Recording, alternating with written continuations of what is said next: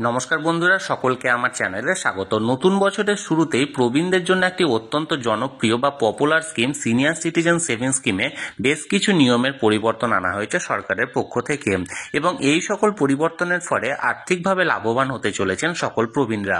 কোন প্রবীণরা বেশি লাভবান হবেন? যারা আগে থেকে এই স্কিমে নিজেদের টাকা লগ্নি করে রেখেছেন তারা, না যারা নতুনভাবে এই স্কিমে নিজেদের টাকা লগ্নি করবেন তারা? সকল কিছুই আজকের ভিডিওতে বিস্তারিতভাবে আলোচনা করব। ভিডিওটি সিনিয়র সিটিজেন সেভিংস স্কিম সংক্রান্ত অত্যন্ত গুরুত্বপূর্ণ, তাই প্রথম থেকে শেষ পর্যন্ত অবশ্যই ধৈর্য সহকারে দেখবেন এবং ভালো লেগে থাকলে অবশ্যই একটি লাইক করবেন এবং সকলের সঙ্গে শেয়ার করবেন। আর সেই সাথে এই চ্যানেলে যদি প্রথমবার হয়ে থাকেন এই রকমের ইনফরমেটিভ ভিডিও আরও দেখার জন্য যারা এখনও পর্যন্ত এই চ্যানেলটিকে সাবস্ক্রাইব করেননি তারা অবশ্যই চ্যানেলটিকে সাবস্ক্রাইব করে নিতে ভুলবেন না। তাহলে চলুন আমরা বিস্তারিত জেনে নিই সিনিয়র সিটিজেন সেভিংস স্কিমে কোন কোন নিয়মের পরিবর্তন আনা হয়েছে সেই ব্যাপারে বিস্তারিত জানার আগে বর্তমানে কোন কোন নিয়ম এই স্কিমে প্রযোজ্য আছে সেই ব্যাপারে আগে জেনে নেব। প্রথমত, আমরা নাম থেকে সকলেই জানি যে কারা কারা এই অ্যাকাউন্ট খুলতে পারে। এই অ্যাকাউন্টটি শুধুমাত্র সিনিয়র সিটিজেন অর্থাৎ প্রবীণ নাগরিকদের জন্য প্রযোজ্য। যে সমস্ত নাগরিকের বয়স 60 বছর বা তার বেশি তারা এই অ্যাকাউন্টটি খুলতে পারে।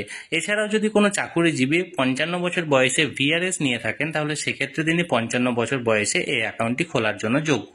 তিনি সিঙ্গেল হোল্ডার হিসেবে খুলতে পারেন, কোনো একজন আবেদনকারী বা জয়েন্টলি নিজের স্পাউসকে অর্থাৎ স্ত্রীকে সঙ্গে নিয়েও এই সিনিয়র সিটিজেন সেভিংস স্কিমে অ্যাকাউন্ট খোলা যায়। এবার আমরা জানবো এই সিনিয়র সিটিজেন সেভিংস স্কিমের সর্বনিম্ন এবং সর্বোচ্চ জমা রাশির পরিমাণ কত।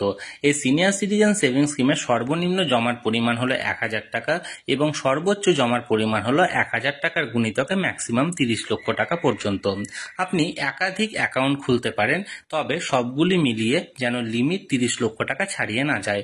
অর্থাৎ আপনি এক্ষেত্রে কখনোই মনে করবেন না যে আপনি 30 লক্ষ টাকা করে 5টা অ্যাকাউন্ট খুলতে পারেন।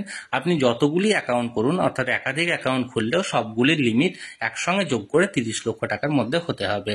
এবার আমরা জানবো এই স্কিমের ইন্টারেস্ট রেট কত। এই স্কিমে বর্তমানে সব থেকে বেশি হারে ইন্টারেস্ট রেট প্রদান করে, যেটা হলো 8.2% হারে, এবং এই ইন্টারেস্টটা আপনার সেভিংস অ্যাকাউন্টে প্রতি 3 মাস অন্তর অন্তর অর্থাৎ ইয়ারলি 4 বার আপনাকে ট্রান্সফার করা হবে।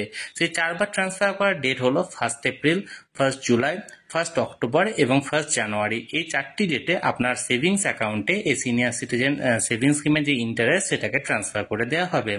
এবার আমরা জানবো এই স্কিম অর্থাৎ সিনিয়র সিটিজেন সেভিংস স্কিম থেকে প্রাপ্ত ইন্টারেস্টের উপর কোনো আয়কর দিতে হবে কি হবে না। অবশ্যই দিতে হবে। এই স্কিম থেকে প্রাপ্ত যে ইন্টারেস্টটি আছে সেটি অবশ্যই আয়করের মধ্যে এখানে শো করতে হবে, এবং এখান থেকে প্রাপ্ত ম্যাক্সিমাম 50,000 টাকা পর্যন্ত ইন্টারেস্টের উপর কোনো রকম কোনো আয়কর দিতে হবে না। এবং 50,000 টাকার বেশি যদি আপনি ইন্টারেস্ট পেয়ে থাকেন তাহলে সেক্ষেত্রে আপনাকে ব্যাংকে 15G বা 15H ফর্ম জমা দিতে হবে, এবং এরপরেও আইটিআর ফাইলের উপর আপনাকে এখানে উল্লেখ করতে হবে। জানবো এই স্কিমের টার্ম বা সময়সীমা নিয়ে। এই স্কিমের টার্ম হলো 5 বছর, অর্থাৎ 5 বছর পর আপনার এই স্কিমের টাকাটি ম্যাচিওর হয়ে যাবে। তবে আপনি যদি চান ম্যাচিওরিটি টার্মের পরে আপনি এই স্কিমটিকে পুনরায় 3 বছরের জন্য আবার এক্সটেন্ড করতে পারেন।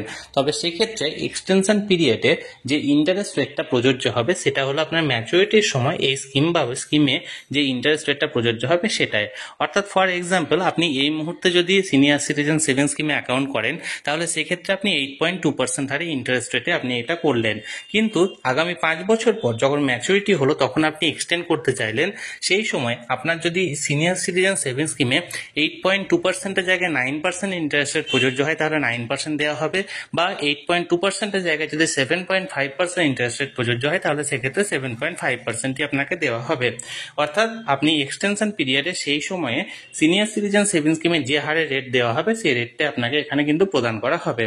এবার আমরা জানবো এই সিনিয়র সিটিজেন সেভিংস স্কিমটাকে যদি আপনি প্রিম্যাচিওর ক্লোজ করতে চান তাহলে সেক্ষেত্রে কি নিয়ম প্রযোজ্য আছে। এক্ষেত্রে আপনি অ্যাকাউন্ট খোলার কিছুদিন পরেই প্রিম্যাচিওর ক্লোজ করতে পারেন। এক্ষেত্রে আপনার প্রিম্যাচিওর ক্লোজ করার সময় কোনো বাধ্যবাধকতা নেই, তবে সেক্ষেত্রে যদি 1 বছর সময়সীমার মধ্যে আপনি প্রিম্যাচিওর করতে চান তাহলে সেক্ষেত্রে আপনাকে কোনো রকম কোনো ইন্টারেস্ট পেড করা হবে না। অর্থাৎ আপনি যে ডেট থেকে এই স্কিমটিকে ওপেন করেছেন সেই ডেট থেকে অন্ততপক্ষে 1 বছরের মধ্যে যদি আপনি এটাকে প্রিম্যাচিওর করবেন বলে ভেবে রাখেন থাকেন তাহলে কোনো ইন্টারেস্ট রেট প্রদান করা হবে না, এবং 3 মাস অন্তর অন্তর যদি আপনাকে একবার বা দুবার বা তিনবার যদি টাকা এখানে ইন্টারেস্ট বাবদ দিয়ে রাখা হয়, এখানে যে ইন্টারেস্ট রেটটা আপনাকে দেওয়া হবে সেটা কিন্তু আপনার প্রিন্সিপাল থেকে কেটে নেওয়া হবে। অর্থাৎ ফর এক্সাম্পল আপনি যদি 1 লক্ষ টাকা এই স্কিমে রেখে থাকেন তাহলে 3 মাস অন্তর অন্তর 2050 টাকা করে আপনি পাচ্ছেন। এবার আপনি সাপোজ 6 মাস পর আপনি এই স্কিমটাকে প্রিম্যাচিউর করতে চললেন, তাহলে সেক্ষেত্রে তখন আপনাকে 2050 করে মোট 4100 টাকা আপনাকে অলরেডি দিয়ে দেওয়া হয়েছে। তাই তখন আপনি যখন প্রিম্যাচিউর করবেন তখন আপনাকে ওই 1 লাখ টাকা থেকে 4100 টাকা কেটে মোট 95,900 টাকা কিন্তু আপনাকে রিফান্ড করা হবে। এবার যদি আপনি এই প্রিম্যাচিওরটা 1 থেকে 2 বছরের মধ্যে করতে চান তাহলে সেক্ষেত্রে ইন্টারেস্ট রেট থেকে ইন্টারেস্ট বাবদ যেটা আপনাকে পেড করা হয়েছে সেই ইন্টারেস্ট থেকে কিছু কাটা হবে না, তবে সেক্ষেত্রে প্রিন্সিপাল থেকে 1.5% কাটা হবে। অর্থাৎ 1 লক্ষ টাকা থাকলে আপনাকে 98,500 টাকা এক্ষেত্রে রিফান্ড করা হবে। আর এতদিন ধরে যেটা ইন্টারেস্ট পেলেন সেটা ইন্টারেস্ট নিয়ে কোনো সমস্যা নেই। আর যদি আপনি 2 বছর থেকে 5 বছর এই সময়সীমার মধ্যে প্রিম্যাচিওর ক্লোজ করতে চান তাহলে সেক্ষেত্রে আপনার 1% হারে পেনাল্টি চার্জ করা হবে। অর্থাৎ এক্ষেত্রে আপনি 1 লক্ষ টাকা যদি অ্যাকাউন্টটা করে রাখেন তাহলে সেক্ষেত্রে আপনাকে 99,000 টাকা আপনাকে রিফান্ড করা হবে। তাহলে আশা করি আমি সিনিয়র সিটিজেন সেভিংস স্কিম নিয়ে বর্তমানে যে সমস্ত নিয়মগুলি প্রযোজ্য আছে সেটি আপনাদেরকে বোঝাতে পারলাম। এবার বর্তমানে কোন কোন নিয়মের পরিবর্তন আনা হয়েছে চলুন আমরা এক নজরে দেখে নিই।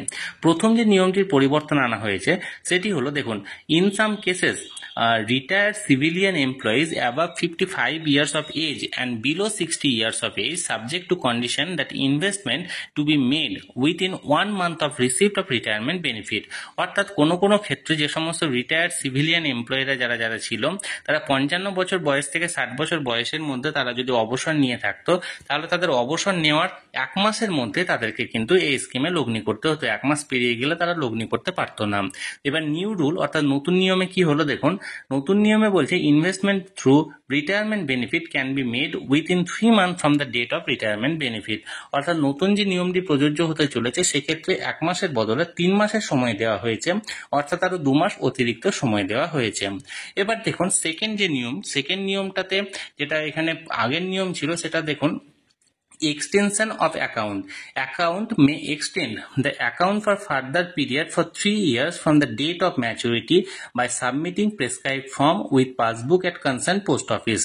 অর্থাৎ আগের নিয়মে আপনি যদি এক্সটেনশন করতে চাইতেন এই স্কিমটাকে তাহলে সেক্ষেত্রে আপনি একবার এই স্কিমটাকে এক্সটেন্ড করতে পারতেন 3 বছরের সময়সীমার জন্য। অর্থাৎ 5 বছর আপনার যখন ম্যাচুরিটি হয়ে গেল তখন একবার আপনি 3 বছরের জন্য এক্সটেন্ড করতে পারতেন নির্দিষ্ট ফর্মে আবেদন করে নির্দিষ্ট পোস্ট অফিসে। কিন্তু নিউ রুল যেটা এখানে দেওয়া হয়েছে সেটা দেখুন, extension of account can be done for block period of 3 years is irrespective of number of time till the date of the depositor. অর্থাৎ এক্ষেত্রে নতুন নিয়মে একাধিকবার আপনি 3 বছরের সময়সীমার মানে 3 বছর করে একাধিকবার আপনি এক্ষেত্রে এক্সটেন্ড করতে পারেন যতদিন না পর্যন্ত ওই ডিপোজিটারের মৃত্যু হয়েছে ততদিন পর্যন্ত। অর্থাৎ সহজ ভাষায় বলতে গেলে আগের নিয়ম ছিল আপনি একবারই 3 বছরের জন্য এক্সটেন্ড করতে পারতেন, তারপর আপনি আর করতে পারতেন না। কিন্তু নতুন যে নিয়ম সেটা হলো আপনি একাধিকবার 3 বছর করে এখানে এক্সটেন্ড করতে পারবেন। এক্ষেত্রে যে আপনাকে একবারই এক্সটেন্ড করতে পারবেন এমন কোনো বাধ্যবাধকতা থাকছে না। এরপর যে আরেকটি নিয়ম এখানে চেঞ্জ করা হয়েছে সেটা দেখুন, এখানে কি বলা হয়েছে যে extended account can be closed after the expiry of 1 year from the date of extension of the account without any deduction. অর্থাৎ যদি এক্সটেন্ড করার পর যদি কোনো অ্যাকাউন্টটা এক্সপায়ারি হয়ে যেত সেই এক্সপায়ারি ডেটটা 1 বছরের সময়সীমার মধ্যে এটাকে কিন্তু এক্সটেনশন করা হতো এবং এর জন্য কোনো রকম কোনো ডিডাকশন নেওয়া হতো না বা কোনো পেনাল্টি চার্জ করা হতো না। কিন্তু নিউ রুলে কি বলা হয়েছে দেখুন, extended account can be closed prematurely before 1 year subject to the deduction of 1% of the deposit amount। অর্থাৎ নতুন নিয়মে এক্ষেত্রে আপনাকে একটা পেনাল্টি চার্জ করা হবে, সেটার পরিমাণ হবে 1% হারে। তাহলে বন্ধুরা, সিনিয়র সিটিজেনদের জন্য একটি অত্যন্ত popular scheme senior citizen savings স্কিমে বর্তমানে কোন কোন নিয়মগুলি প্রযোজ্য আছে এবং আগের কোন কোন নিয়মগুলির বর্তমানে পরিবর্তন ঘটানো হয়েছে সেই নিয়ে আমি বিস্তারিত জানানোর চেষ্টা করলাম এই ভিডিওর মাধ্যমে আপনাদেরকে। যদি এর বাইরেও আপনাদের অন্য কোনো কিছু জানার থাকে এই স্কিমের ব্যাপারে তাহলে অবশ্যই আমাকে কমেন্টের মাধ্যমে জানাতে পারেন। আমি চেষ্টা করব আপনাদের সকলের প্রশ্নের যথাযথ উত্তর দেওয়ার। আর এই ভিডিওটি যদি ভালো লেগে থাকে অবশ্যই একটি লাইক করুন এবং সকলের সঙ্গে শেয়ার করুন। আর সেই সাথে এই চ্যানেলে যদি প্রথমবার হয়ে থাকেন এই রকমের ইনফরমেটিভ ভিডিও আরও দেখার জন্য যারা এখনো পর্যন্ত এই চ্যানেলটিকে সাবস্ক্রাইব করেননি তারা অবশ্যই চ্যানেলটিকে সাবস্ক্রাইব করে রাখুন। ধন্যবাদ, দেখা হচ্ছে পরের ভিডিওতে।